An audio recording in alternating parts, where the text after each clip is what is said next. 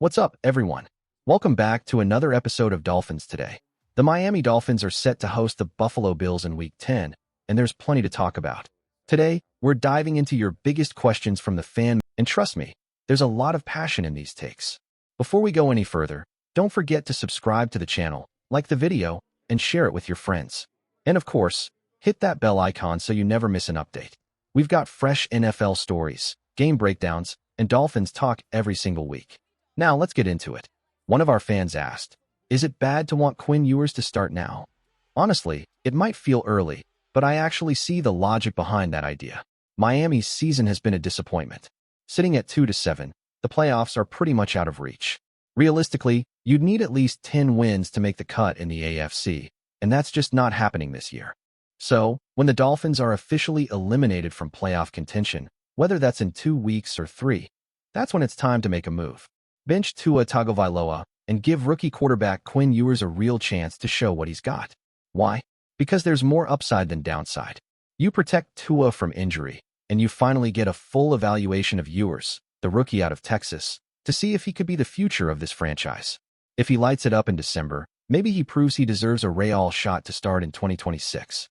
That would also shift Miami's draft strategy, focusing on building the trenches, bolstering the defense, and preparing to develop around a young quarterback. It's also a big test for head coach Mike McDaniel.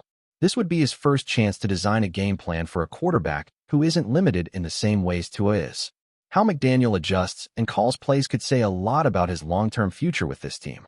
So, Dolphins fans, what do you think? Do you want Miami to beat the Bills on Sunday? Or are you already thinking about the future?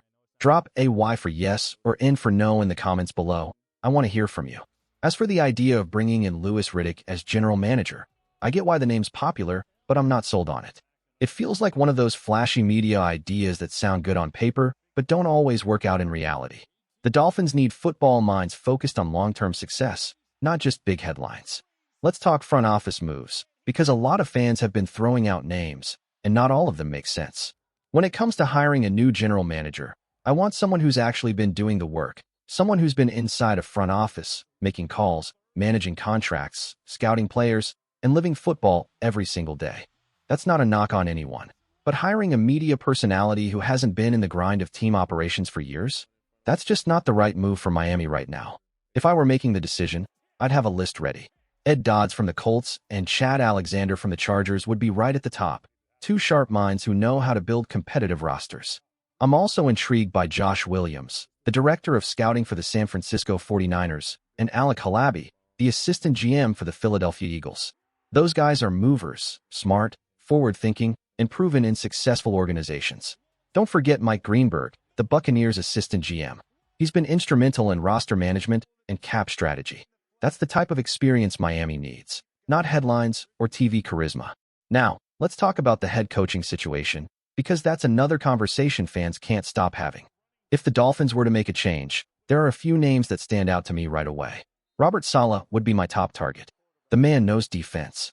His time with the 49ers proved what kind of leader and motivator he can be, and I think he got a raw deal with how things ended with the Jets. He'd bring a toughness and discipline this Dolphins defense desperately needs.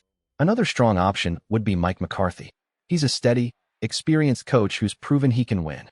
Maybe it's not the flashiest name, but it's one that commands respect and brings structure. If Miami decides to go with a younger, first-time coach, there are some intriguing options too, like Jesse Minter, the defensive coordinator for the Chargers, or Chris Shula from the Rams. Both bring modern defensive concepts and strong leadership potential. There are plenty of directions Miami could go, but what matters most is finding the right football mind, not just the loudest name. And remember, Dolphins fans, don't forget to subscribe, like, and hit that bell icon so you're always updated on every twist and turn of this season. We've got much more coming your way. Now, on to roster building. A fan asked if the Dolphins should use all 3 of their third-round picks on offensive linemen.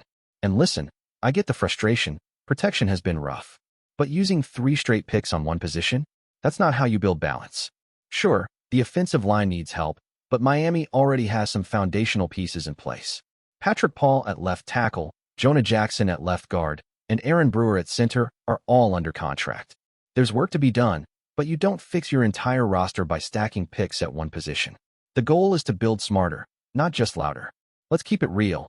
The Dolphins' offensive line hasn't been perfect, but it's not a total disaster either. Every starter is still under contract heading into next season. Patrick Paul at left tackle, Jonah Jackson at left guard, Aaron Brewer at center, James Daniels at right guard, and Austin Jackson holding down right tackle. Sure, there have been injuries and inconsistency, but that doesn't mean Miami should panic and load up the draft board with nothing but offensive linemen. There's already a decent foundation in place. It just needs to be developed and strengthened with the right additions, not an overload. In my early mock draft, I actually had Spencer Fano, the offensive lineman from Utah, going to Miami with their first-round pick. That's a smart, safe move, a strong player who could solidify protection up front. But drafting 3 linemen in 1 round? That's overkill. The Dolphins need balance, not desperation. Now, let's talk about a really interesting scenario. What if Miami doesn't take a quarterback in the first round? Do they trade back and collect more picks? It all depends on where they're sitting in the draft order. Let's say they land the 3rd overall pick.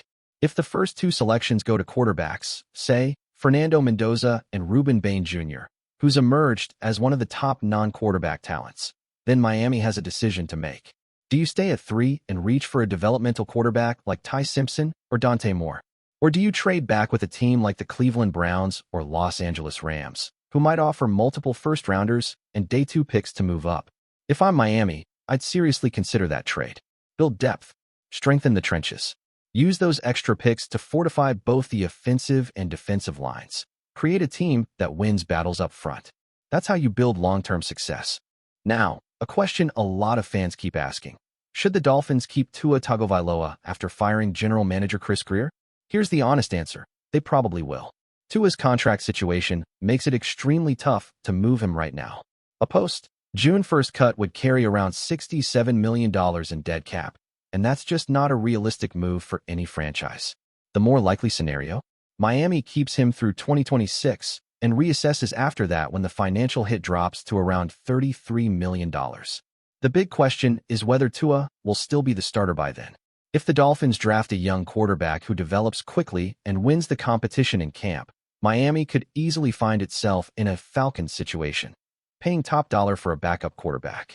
It's not ideal, but it's the reality of rebuilding while staying competitive. At the end of the day, this franchise needs direction, a real plan, not patchwork fixes. The pieces are there. The question is, who's going to put them together the right way? Let's keep the quarterback talk going, because this topic isn't slowing down anytime soon. I still believe Tua Tagovailoa will be on the Dolphins roster next season. Beyond that, I'm not so sure. His long-term future in Miami feels uncertain, but for 2026, I fully expect him to stay. Now, another fan question. Is Leonard Sellers still a good draft candidate after a few rough games? Honestly, yes, I still like Sellers a lot. But whether he's worth a top 5 pick is a completely different discussion. Sellers is an athletic freak, 6'4", around 240 pounds, and capable of running a sub 4.4 second 40. He's built like Big Ben in his prime and has an absolute cannon for an arm. Remember that 60-yard laser he threw against Alabama with barely a step up? That's raw, untapped power you can't teach. But the flip side is that he's still inconsistent. His mechanics need polish, and his accuracy can fade under pressure. If Miami's coaching staff believes they can fix that, he's absolutely worth a serious look, especially if the Dolphins fall in the 7 to 11 range in the draft order. At that point, I'd be tempted to take the chance. But top 3? Top 5? I'd pass and focus on other needs first. And speaking of team needs, don't forget to subscribe, like, and hit that bell icon if you want daily Dolphins coverage and deep dive NFL talk every week. Now, let's shift to free agency, because that's going to be critical this offseason. Miami's cap situation isn't pretty. They're sitting near the bottom of the league in available space, which means no splashy spending sprees this time around. Expect the front office to be selective and strategic, targeting short-term, value-based deals instead of big-money contracts. There's been talk about moving on from Tyreek Hill, which could free up roughly $36 million depending on how the numbers shake out. If that happens, Miami might open around $30 to $35 million in usable cap space, enough to make moves, but not enough to chase every star on the market. So what positions should they target? Wide receiver instantly jumps out. Without Tyreek, you need another playmaker to complement Jalen Waddle and keep defenses honest. And defensively, the Dolphins must retool, fresh legs, depth pieces, and veterans who can step in and lead immediately. It's not about making headlines this offseason. It's about making smart, disciplined football moves that prepare Miami for a serious run in 2026. Miami is definitely going to need to add an edge rusher this offseason. They'll also have to strengthen the secondary, both at corner and safety. The defensive line is probably fine as it stands with Kenneth Grant, Jordan Phillips, and Zach Sealer all returning. You just hope that trio performs better next year than they did this season. But the priorities are clear.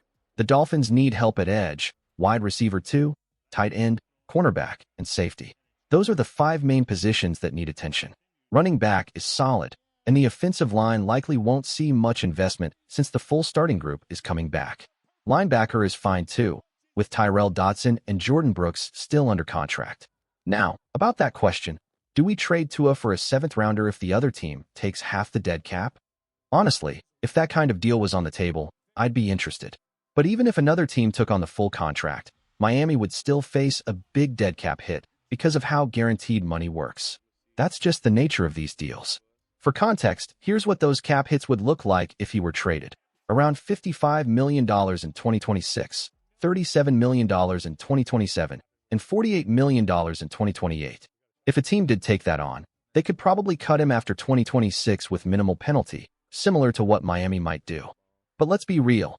It's unlikely any team trades even a 7th-round pick for Tua and takes on that much salary. Not many teams can afford it, and fewer would want to. That'll do it for today's show. Appreciate everyone for tuning in. If you want to be part of our future mailbags, make sure you're subscribed and join us for our Thursday live shows. That's where Coop and I answer all your questions. So hit that sub button, and we'll see you next time.